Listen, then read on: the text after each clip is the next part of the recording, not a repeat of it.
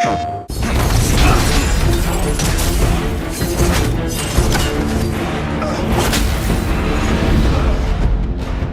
one of the biggest surprises for Valhalla was who invited Kratos, right?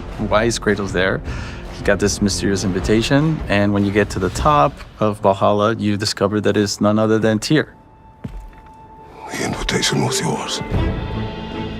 I would have signed it, but it was important you come here for your own reasons. Right from the beginning, we knew that Tyr was going to be your ultimate test.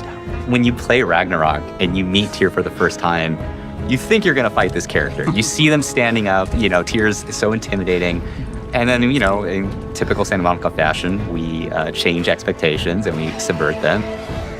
But I think a lot of people kind of play that game. They're like, wow, what if Kratos and Tyr sparred it out? And we wanted to dig into that and really figuring out, how does Tyr fight? What's that relationship? Because they are sparring. It's a very different relationship than we've ever seen Kratos, fight against someone else. Yeah.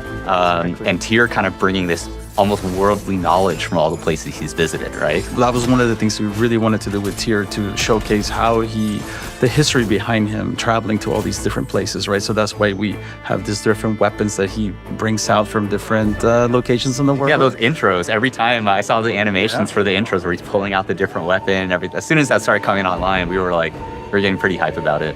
If you notice, for folks that have a keen ear, they will hear some slightly different tunes when each weapon is introduced that is kind of tied to the weapon as well. And then his styles of combat change.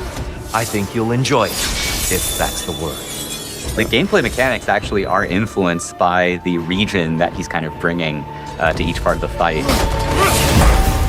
We also play around with some mechanics that are a bit different than fights that you would have in the base game. Yeah. And ultimately, it's like two God of Wars going at each other, Exactly. Right? So that's one of the biggest things, is that when you think about the whole franchise, Kratos has only, even though it's called God of War, he's only confronted Ares, another God of War. Not until now has he had an opportunity to go and fight it out with another God of War. Yes, a completely different context, right? Whereas with Ares was about a completely different thing, revenge. Now this is more about personal growth and challenging himself to master himself, to get him to the next step in his life, which is a super exciting way to reframe this epic battle with another God of War, right? That was distinct, but at the same time brings it full circle.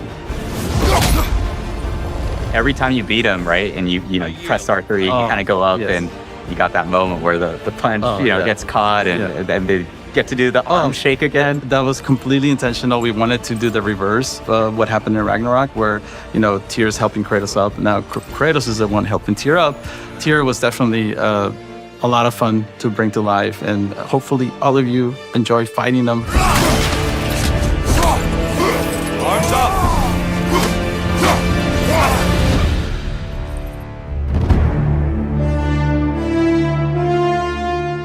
PlayStation